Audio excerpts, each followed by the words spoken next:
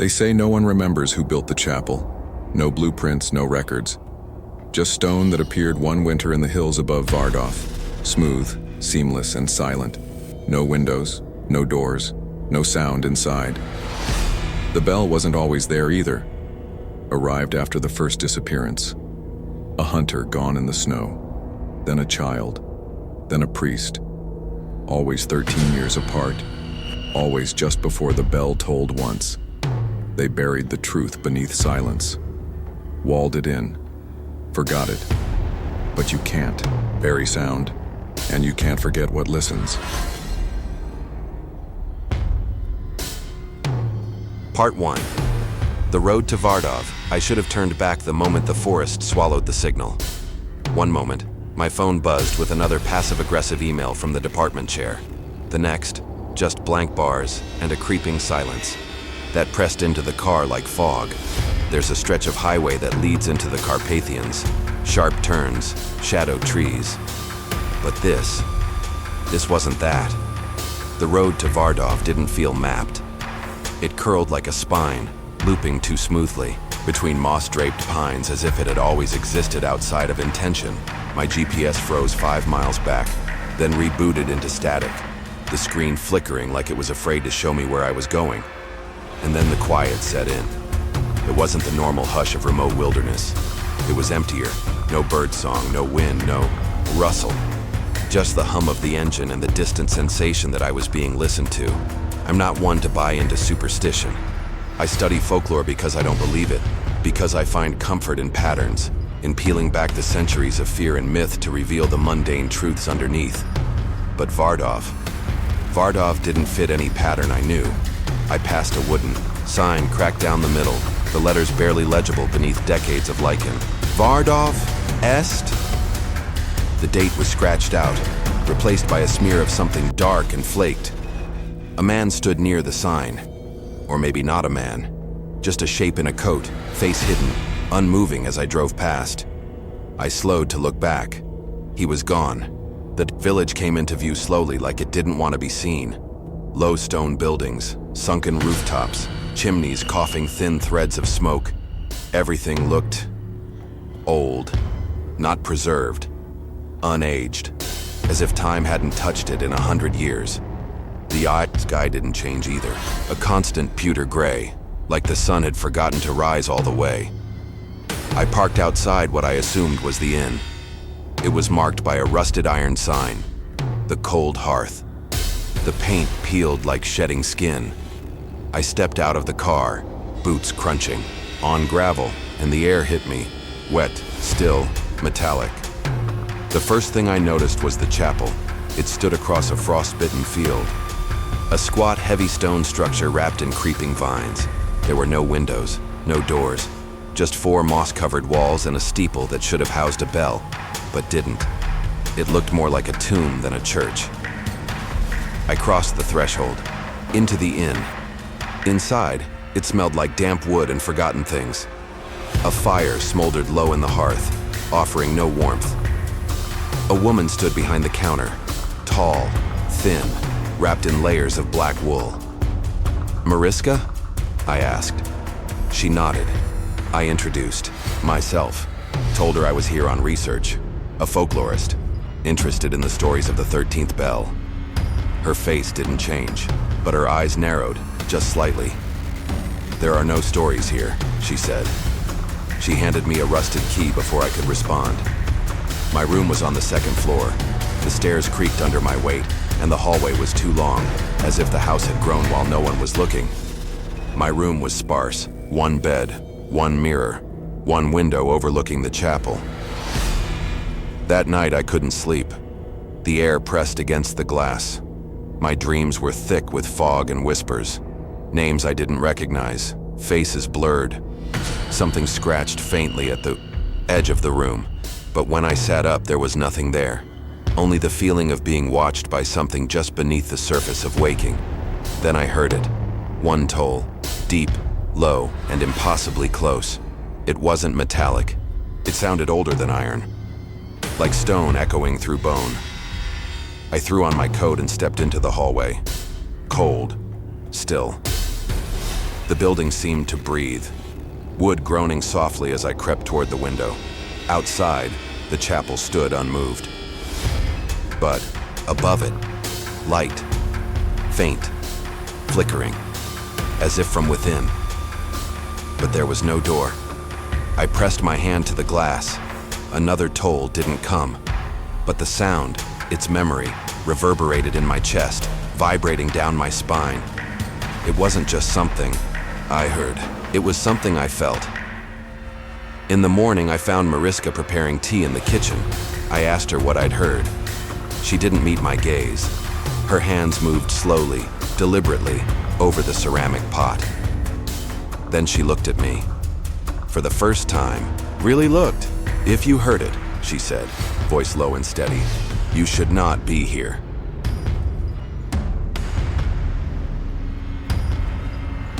Part 2. The chapel with no door. I woke with the memory of that sound still humming in my chest. The bell, one toll. No visible bell, no tower, no wind. But it rang and I heard it, felt it. Mariska said I shouldn't be here. That if I'd heard it was already too late. I didn't believe her. Not really. But I also didn't sleep the rest of the night. By morning, the sky was the same dull slate it had been the day before. There was no sunrise, just a gradual lifting of the dark, like someone dimming up the lights in a theater where the play had already started. I stepped outside with my notebook and a shallow breath. The village was quiet. More than quiet. It was suspended. No movement, no voices, just distant shapes behind warped windows and the soft crunch of gravel under my boots. I walked slowly through the crooked lanes of Vardov. The buildings leaned in strange ways. Not old so much as warped, as if they'd grown weary of their own angles. Shutters were nailed closed, doors never opened. And the people, when I did see them, they didn't speak. They didn't smile. Most wouldn't even look at me. A woman holding a basket of firewood stepped into a doorway as I passed. An old man sweeping dust from a stoop froze mid-motion until I turned the corner. It wasn't hostility, it was avoidance. Like they knew something I didn't, and feared. It was already catching up to me, but what drew me, what pulled at me like a hook behind the heart, was the chapel. I hadn't gone near it yesterday. I'd only seen it from the window. But today, I couldn't help myself. The field was crusted with frost and patches of brittle weeds. The air around the chapel was colder, tangibly so. My breath came out in pale clouds even though I hadn't seen it earlier that morning. The chapel stood like a stone lung, heavy, silent, alive in a way stone shouldn't be. It had no door. I mean that literally. 4 walls, thick and old, moss, clawing up its sides, but no entrance, no windows. Just a blank, oppressive face to the world. I walked around it twice, slowly, hoping maybe I'd miss something, a hidden latch, a disguised panel. But there was nothing. At the base of the back wall, half sunk into the dirt and lichen, I found a plaque, weather-worn, cracked, barely legible. I knelt, brushing away grime until I could make out the words, etched in a curling, almost Roman hand. Let it toll no more. Something about that phrase. It didn't feel like a warning. It felt like a prayer that had failed. Behind the chapel, just past a tangle of overgrown hedges, I found a small graveyard. I don't think it was marked on any map I'd seen. Not that those had done me much good. The headstones were ancient, many too worn to read. The ones that were legible all bore the same years, clustered around a single decade. Long ago then, suddenly, none. As if burials had simply stopped. That's when I saw her, an old woman sitting on a stone bench near a crooked tree. Her skin was pale, almost translucent, like candle wax left too long in the cold. Her eyes didn't blink, didn't move. She smiled before I spoke, as if she already knew me.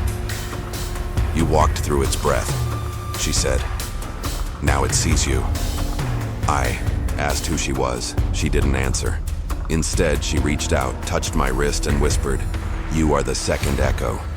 I didn't know what she meant. Before I could ask, she stood and walked into the trees beyond the graveyard. I followed her for a moment, but the path behind her folded into branches and fog. She was gone, as if she'd never been there at all. Returned to the inn shaken. Not afraid, exactly, but unmoored. I felt like something had shifted in the landscape of the village, or maybe in me. I sat by the cold hearth with my notebook, flipping through pages, trying to ground myself in the facts, in the research. That's what I was here for, after all. And then I remembered.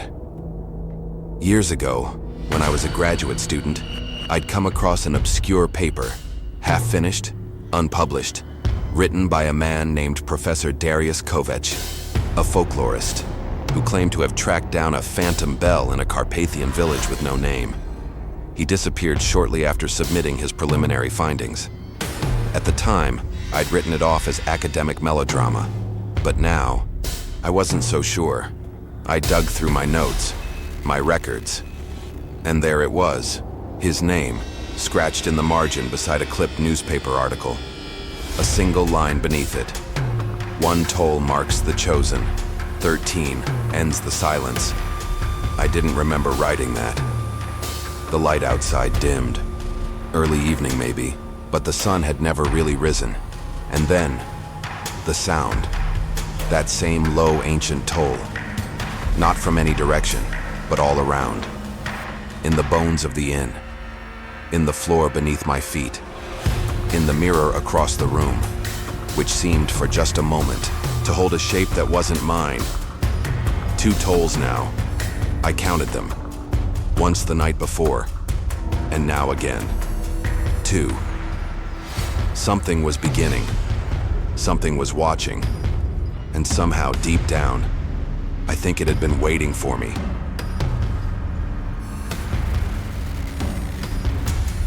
Part 3.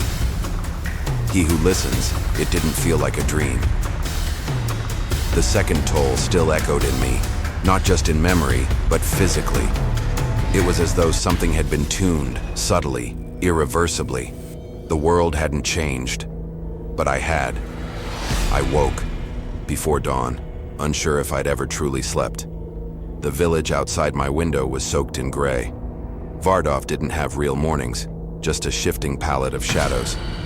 I stood at the window for a long time, watching, not sure what I expected. Then, I noticed them, figures, watching me, from the windows across the narrow lane, tail shapes behind glass. Their faces weren't clear, but their stillness was worse than anything else. Not frozen, just intent. As if I was the only show in town, and they'd been waiting for the curtain to rise. When I blinked, they were gone. But I knew they had been there. Something had changed since the second toll, not just in me, but in them. The villagers no longer looked away. Now they looked through. I walked the village with my notebook that day, pretending to take notes, pretending to observe, pretending I wasn't being observed. The chapel still stood where it always had, but the path to it seemed longer now. I took 10 steps and felt no closer. The angles around it didn't make sense. The air bent in strange ways, and the doorless walls still whispered silence like a threat. Later, when I returned to the inn, I found my room door wasn't where I remembered it. I stopped in the hallway, confused. I knew it had been the second door on the right, but now it was the third. I opened it. It was still my room, my bag, my books, the notebook on the bed, open to a page I didn't remember writing, a crude sketch of the chapel drawn in heavy, shaking lines, my handwriting in the margins. He stands just beyond the sound. I didn't write that, at least. I don't remember writing it. That's when I began seeing him, only in flashes, when I turned corners too quickly, when I blinked. A figure, tall, indistinct, faceless, always at a distance, always near the chapel, or in the mirror, or once, in the corner of my room, never moving, never approaching, but always facing me, always watching. I stopped trusting my eyes, or my thoughts, but I couldn't stop digging. Darius Kovach, the missing folklorist. He was the thread I pulled, hoping the whole thing would unravel and reveal something rational underneath. I asked Mariska if he'd stayed here years ago. She only stared at me. Her hand trembled slightly as she wiped the counter. He listened. "Too long," she said. "Now he's part of the silence." That night I broke into the old records building, half collapsed, tucked behind a hill near the edge of the village. The lock was rusted through. The door creaked open like it had been waiting. Inside, dust moved in sluggish clouds, disturbed by my breath alone. The shelves sagged under rotting files and mildew-soft books. I found his folder buried beneath a box of censuses and death logs. Just his name, Kovach, Darius. Inside, only fragments, pages torn from a notebook, smudged sketches of the chapel, crude diagrams of bells, each labeled in his shaky hand. Order, sacrifice, binding, echo. And then a word repeated over and over. He who listens. He who listens. He who... The ink trailed off. There were more entries. Half-crazed, ramblings in the margins. He wrote of waking dreams, of footsteps that came from beneath the chapel, of voices that spoke in the sound of tolling, voices he couldn't understand but somehow recognized, and one sentence written cleanly, deliberately, unlike the others. The bell is not rung by hands. It rings when it is near, when it remembers. Sat there for hours, trying to piece it together. The bells, the chapel, the figures watching from windows, the disappearances, the sense that time didn't move forward here. Not really, but turned in place like a grinding wheel. And then I heard it. Not the bell. Not yet, but something almost worse. A ringing in my ears. Faint. Constant. Too high to be natural. Like a frequency buried just beneath hearing. There, but unreachable. Like it was listening to me. I staggered outside, into the cold. Everything felt unreal. The sky hadn't changed. The wind didn't move. The village watched, silently, from behind curtains. And I kept seeing him. The figure. Standing. Across the field, near the chapel. Closer than before. When I returned to the inn, my notebook was open again, to a page I hadn't touched, but I recognized the handwriting. Mine, the words written in thick, dark pencil. He listens best when you believe he isn't there. I don't remember writing it, but the page was warm, as if the ink hadn't dried yet, as if something had just written it for me, or through me. And when I looked up at the mirror across the room, he was standing behind me, just for a second, but long enough. Part 4, the echo that follows. I tried to leave Vardov this morning. I didn't pack. I didn't leave a note. I just went. My instincts, what remained of them, were screaming at me. That low frequency hadn't left my ears since I saw my own handwriting on a page I never wrote. Since I realized Professor Kovach had described me years before I ever came here. It was still early when I reached the trail. A brittle gray light hung over the trees like morning was being faked for my benefit. The path down the mountain was narrow, damp, and strangely quiet. Again, no birds, no wind. Just the crunch of frost underfoot and my breath fogging in the cold. I kept walking, then hiking, then running. The path dipped, curved, widened, and then narrowed again. The trees all looked the same. After what felt like an hour, I saw a shape ahead, a clearing, and beyond it, Vardov, exactly where I had started. I didn't understand. I had walked downhill. I should have descended the ridge, crossed the stream, but there was the chapel, unmoving and doorless, and the same twisted trees leaning just slightly inward, like they were listening. So I tried again. I took another path, through the woods this time, using my compass. It spun lazily. North had become a suggestion. Still, I pressed on. I carved markers into bark. I counted my steps. And again, I found myself back at the village perimeter. Back to where the path became cobblestone. Back to the chapel, its walls pulsing in the corner of my vision. But this time, there were others, children, silent, motionless, perched in the trees like birds. They didn't blink. Their eyes followed me without movement. Farther up the path, I saw a man I hadn't seen before, or maybe I had. He stood beneath a collapsed pine, face pale, lips sewn shut crudely with black thread. He didn't move as I passed, but I heard something wet tear when he turned his head to follow me. And at the final bend, just before I gave up, I saw her. A woman in a red dress, hair coiled like smoke. Her face was mine, but wrong. Too smooth, too still. She smiled. I didn't. She vanished when I blinked. I turned and walked back to the inn. Everything else had failed, but things weren't right there either. The town's clock tower said it was noon. My watch said 6:43. My phone, a device I hadn't used since I arrived, flashed strange timestamps, repeated alerts from days that didn't exist, a weather warning for a place I'd never heard of, a text from a contact listed only as me, saying, "Don't listen to you." Inside the inn, the dining hall was empty. A bowl of soup, mine from the day before, sat untouched on a table, crawling with mold. When I spoke to Mariska, she didn't remember the conversation we'd had about Kovac. Her eyes were glassy. Her hands were shaking.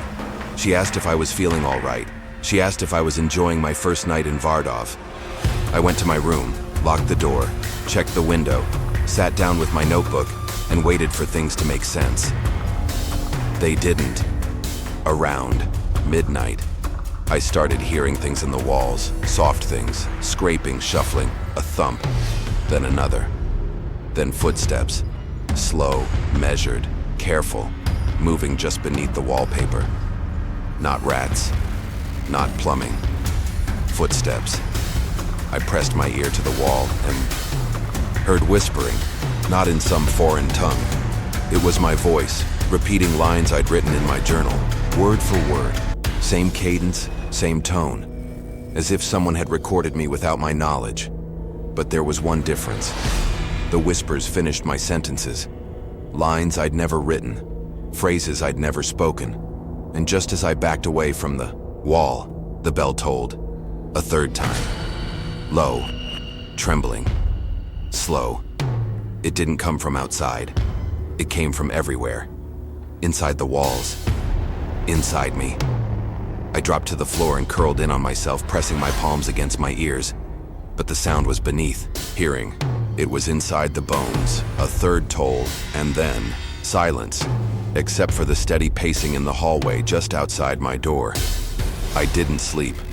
I tried to convince myself I was imagining things, that isolation was playing tricks, that I'd simply gone too deep into my research. But I don't believe that anymore. Something is here. Something waits. Something chooses. I recorded a journal entry just now, for documentation, for sanity. It helps a little to speak it aloud, to say the fear clearly, to box it in.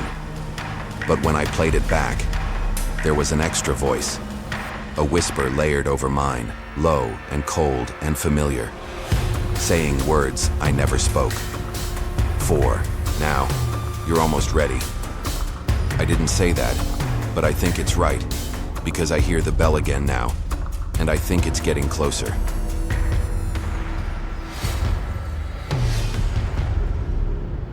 Part 5. Where the sound hides. I don't remember when I last slept. Time doesn't move right anymore. The sun rises too slowly, as if reluctant to climb. Shadows twist the wrong way. My watch tells me one thing, the sky tells me another. And the bell. I hear it even when it doesn't ring. It hums beneath silence. It vibrates in my teeth. It follows me like breath. This morning, or what I think was morning, I walked through Vardov again. The streets are emptier than ever. Doors close before I reach them. Curtains twitch, but no one looks out. The people here, they're vanishing in pieces. Fewer faces, fewer footprints in the frost.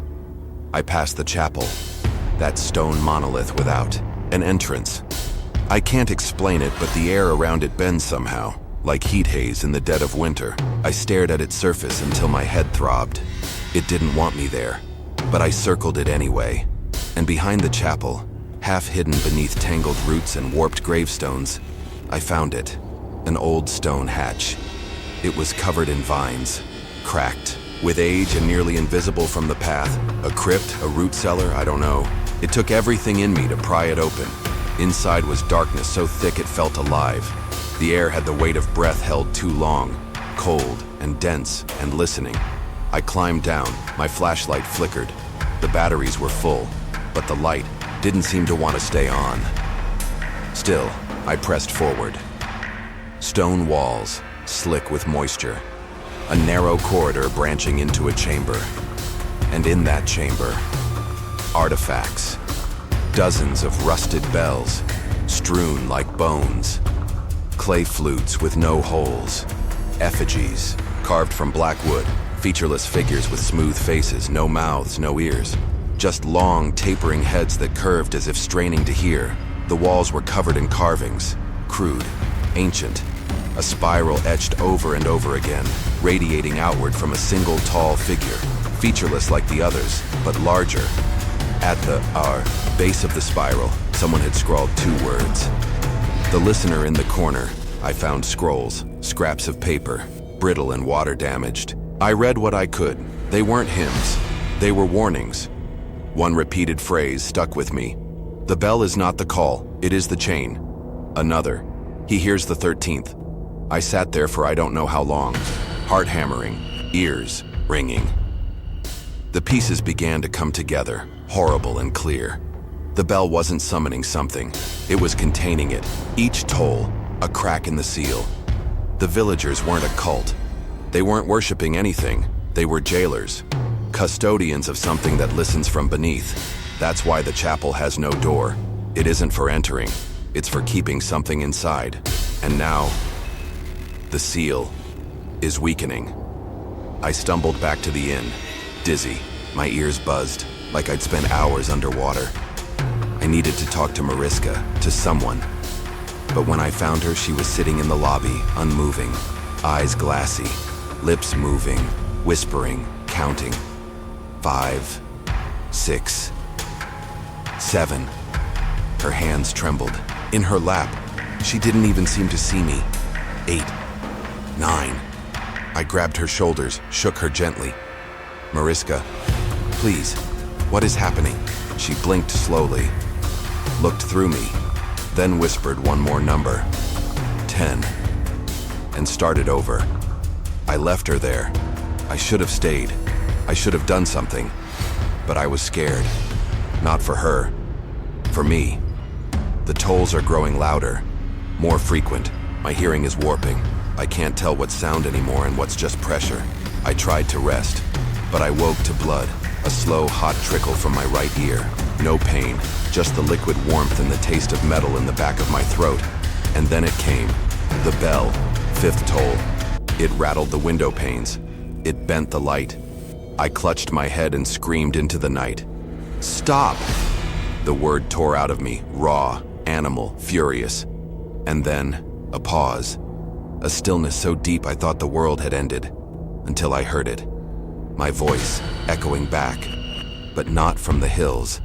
Not from the sky. From beneath. From deep within the earth. In a place no voice should return from. Repeating my scream, but stretched, distorted, knowing, stop, and then quieter. 6 now. I didn't say that, I don't know who did, but I think I'll hear it again soon. And next time, it won't wait for me to scream first.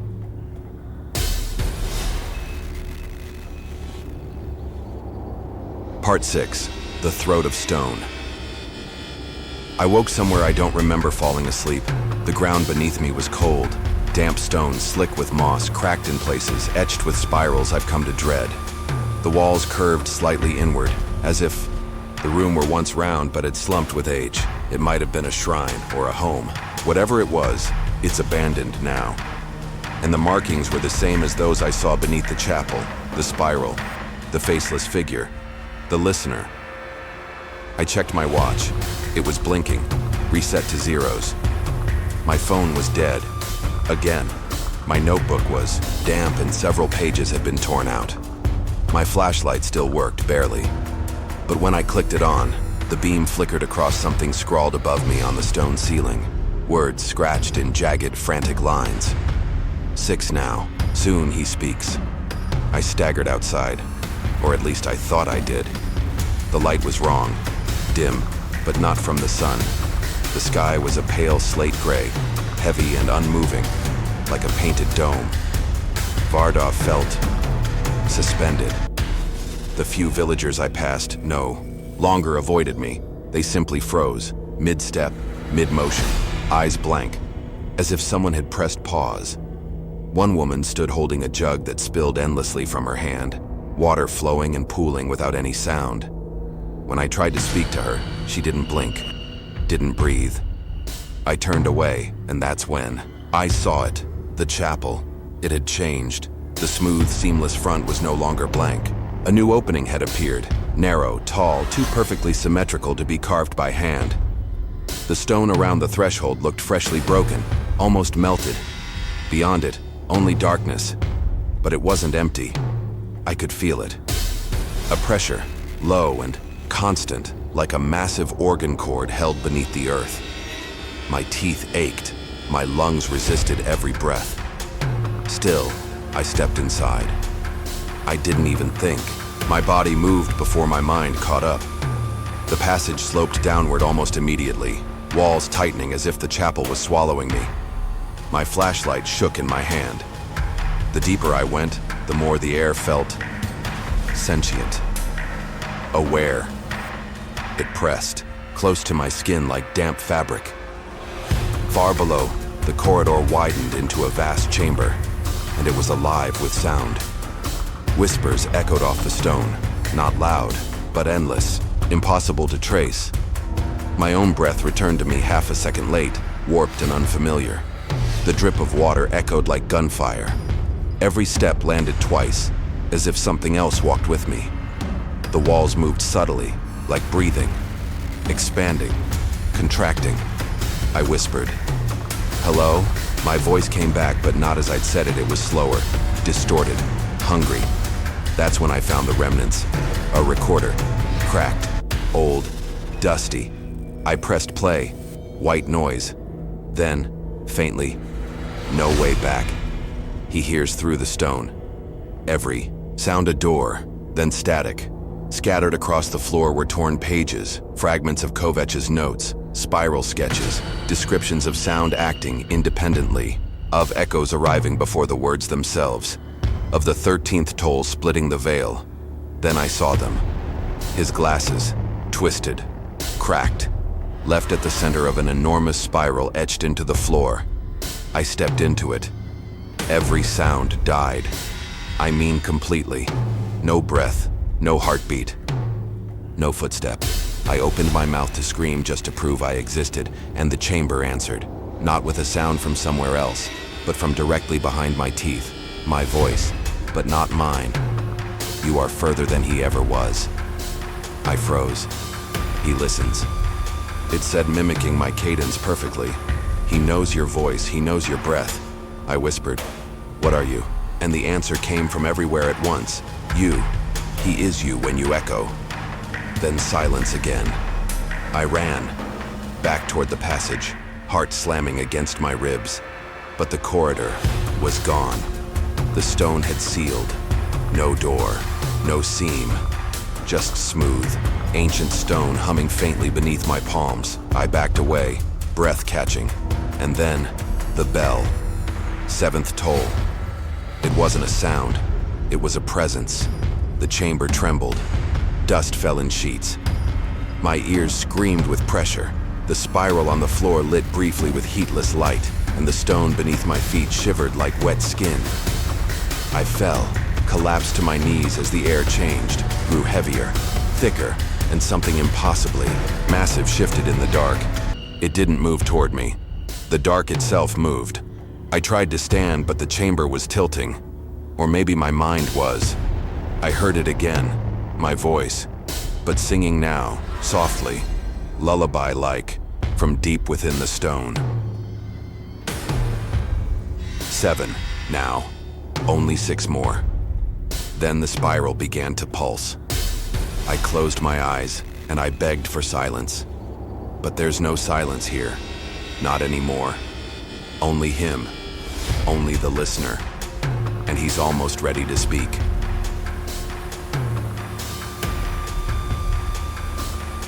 You've heard it now, haven't you? Maybe it was faint. A sound you brushed off as a truck in the distance, a floorboard settling, the wind pressing against your window. But deep down, something part of you recognized it. Not with your ears, but with something older, quieter, more hidden. The bell doesn't choose at random. It rings for those who listen, for those who wonder. Elena walked into a story thinking it was history.